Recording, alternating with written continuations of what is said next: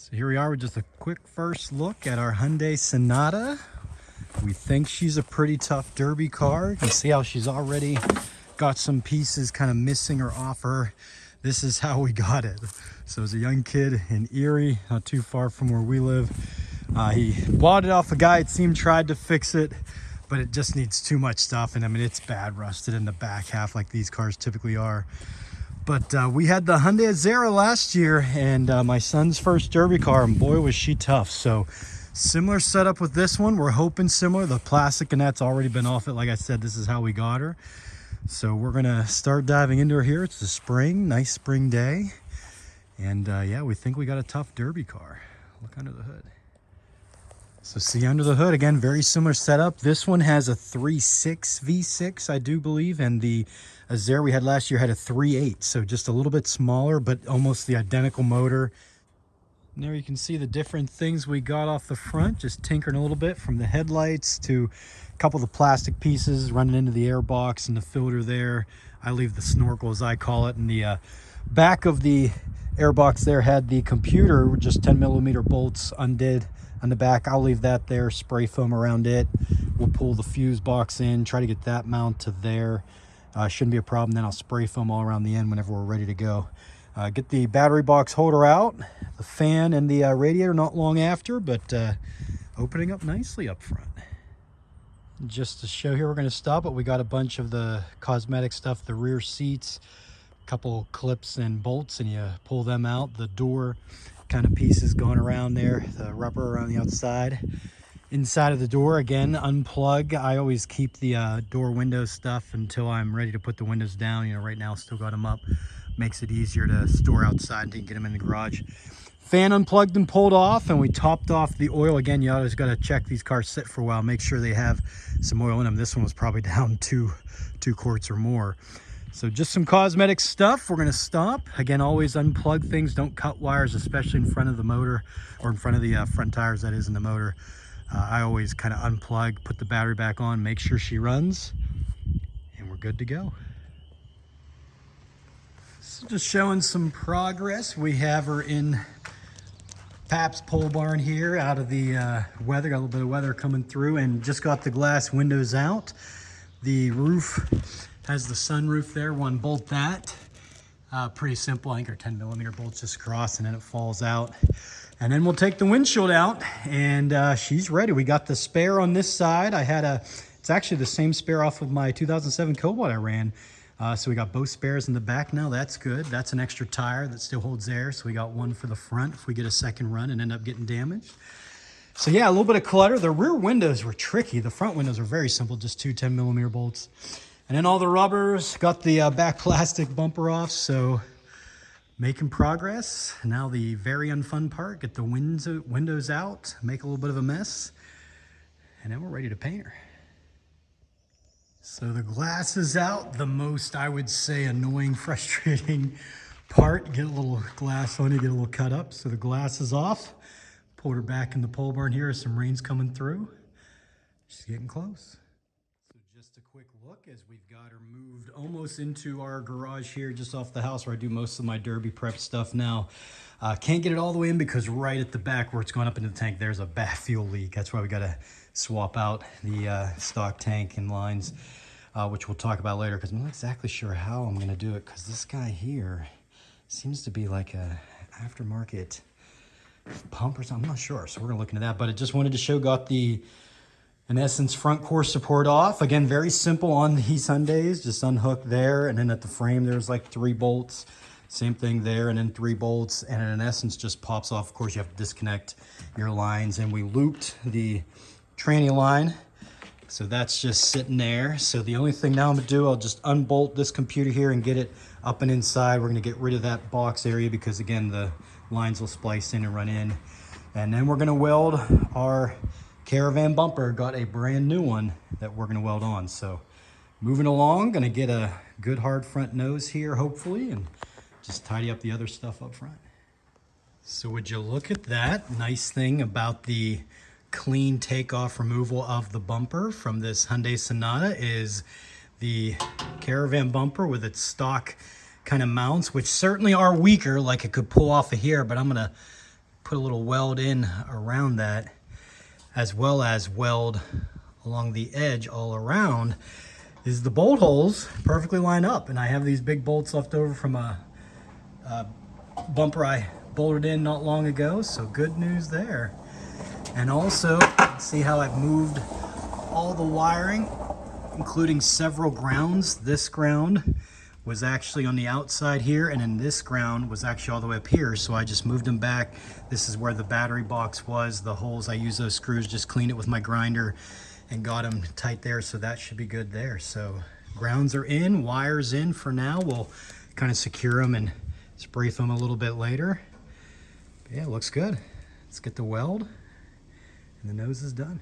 So just a brief update, and I'm a little disappointed in myself. I ultimately went with leaving this again is my Caravan bumper, the kind of flaps on there that typically are bolted through to the Caravan. And again, I got one bolt easily through, so it is secure there.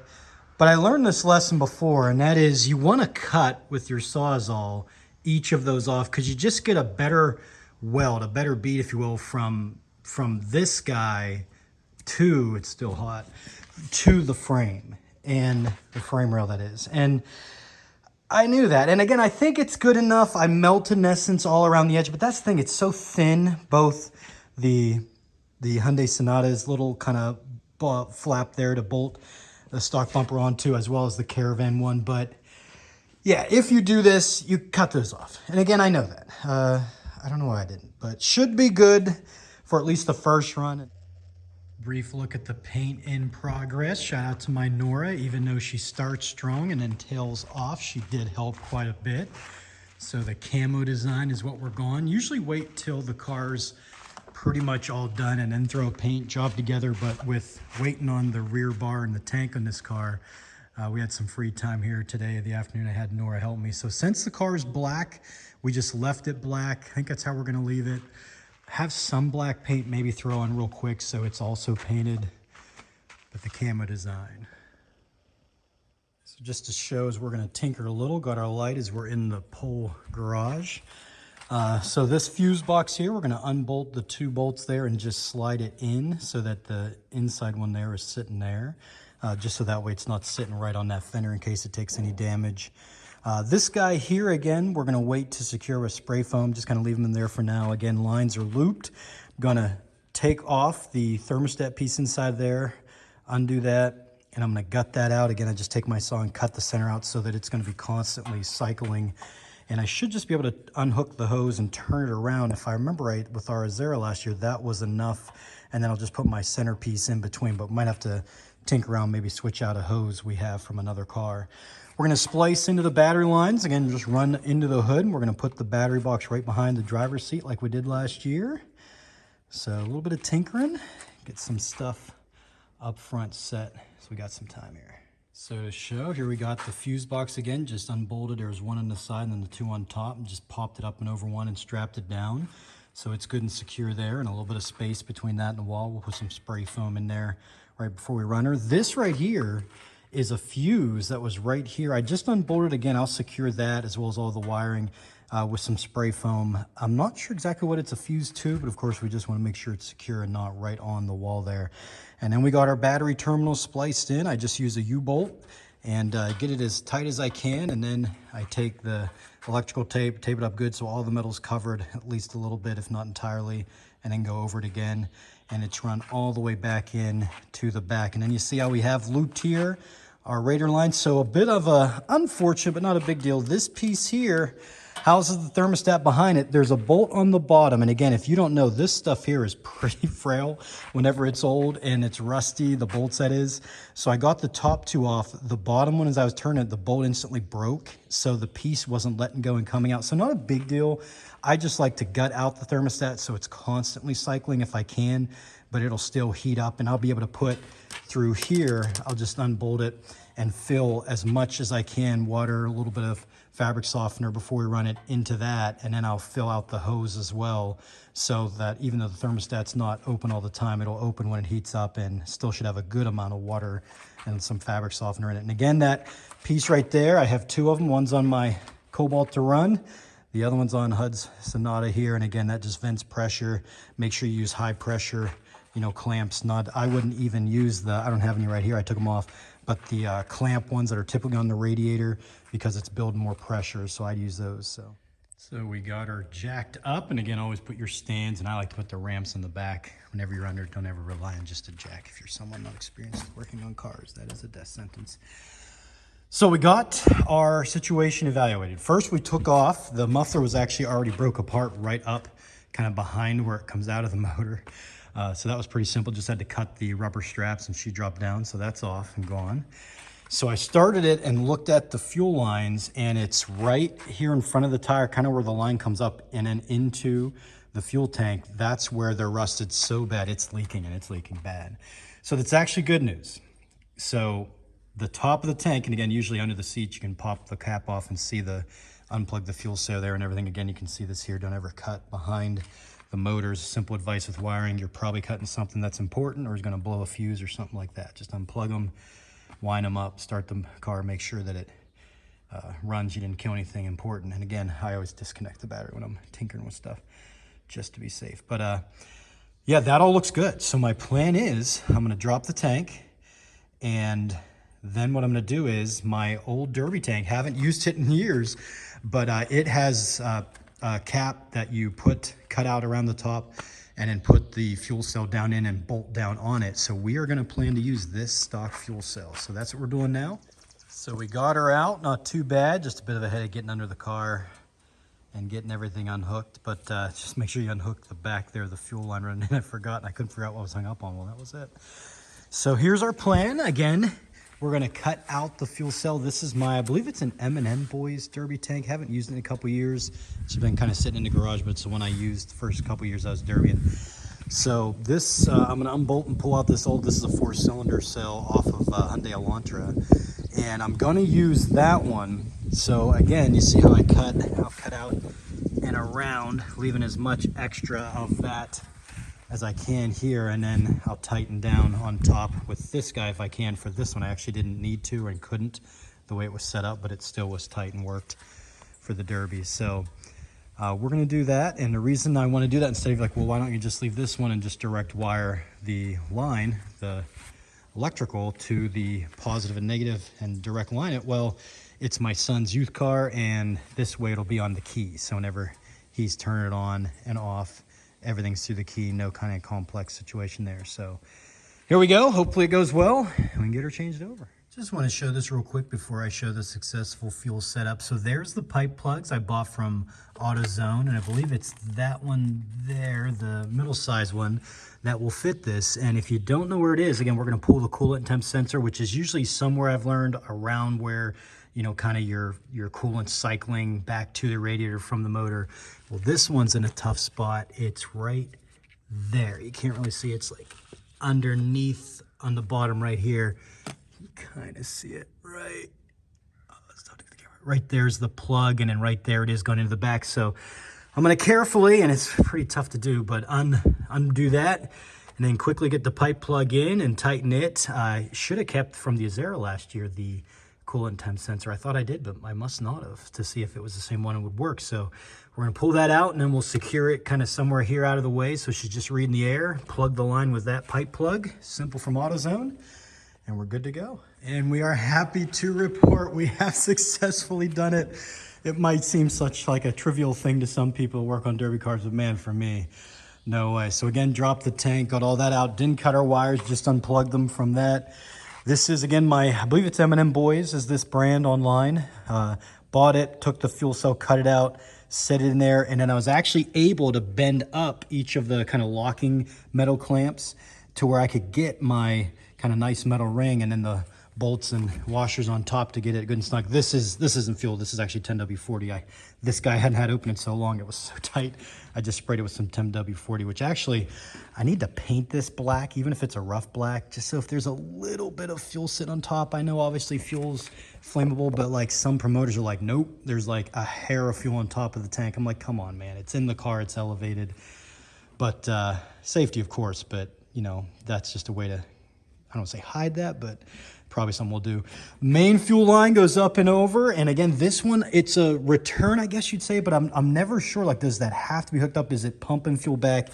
So it is not. I'll hook up my extra fuel line and run it down to the ground just in case there's some overflow. And again, my fuel line will run up, or is running up, and right to the fuel rail. So again, to show, this one actually unique has, I cut it, right here it is. It was just running right into that. Just carefully cut it on the straight part. And then I got some small kind of high pressure clamps, carefully tighten it down, and it splits right there. It goes into that fuel rail and then this one, and good to go. This is that return. So I'm actually gonna plug that back in and just leave it there. If there's a little bit, I guess, again, I don't know how they work, but if there's a little bit that potentially runs back, or if it's just like an air thing, it's just running back the lines to nothing. So let it run for a while, drove it around for a while, good to go. And then this guy, interesting, the air box, as I call it, kind of the snorkel on the throttle body there, started right up, no issue without it. I'll of course put that back on there just so there's nothing getting in there and it's well inside out of the way. But this thing, again, it says fuel hose. There's no fuel. I don't know what that is. If you are someone that knows, please comment and let people know. I'm just going to secure it. As you can see, it goes into kind of the snorkel here that sits right on the throttle body. So I'm just going to leave that all there, and I'll just put some spray foam around it so that that is not bouncing around, potentially damaging something. But otherwise, good to go. We'll just tidy up the wires whenever we spray foam everything. Again, got the fuse and everything moved in. Again, the computer there will spray foam. So we're in the final checks up front. Super excited that the fuel came together. I do everything myself. My son does help me now and then, but boy, it gets tough. Sometimes, like dropping the tank, where having two sets of hands really is ideal. So the only thing left to do inside, I'll of course pull the rest of the wires in and secure them in here. But I'm going to take the tank bar off of the car we ran earlier. My son got some experience, and I built it to have the tank sit up because, of course, I'm in the passenger seat, at least for the next year or two. And this way it's up off the ground, it's stable, and in that rear kind of bar for support. So airbags are the only other thing I haven't done yet. Sweep her up, clean her up, get some spray foam. She's already painted. Shout out to my Nora. Helped me. She's getting more into the derby stuff, even if it's simple stuff. And who knows, she might even end up in that old Cobalt just to finish it up end of the year after she turns 12. We'll see. But that is her 2007 Hyundai Sonata. We are hopeful she is a tough derby car. Again, I'll clean all this up. That's just the lights sitting in there so they were dry and out of the way. But everything else ready to go. Do have a roof sign form. We'll get that on. Do a little trunk tuck, if you will. Just pressing that up, so hopefully it folds in. We got the spares in the back. A lot of car to smash up. Hoping she runs, puts up a fight. My son can have a good time. Should be family at this one. We're planning on taking it to Jefferson County Fair, so that's her. Hoping for a good time.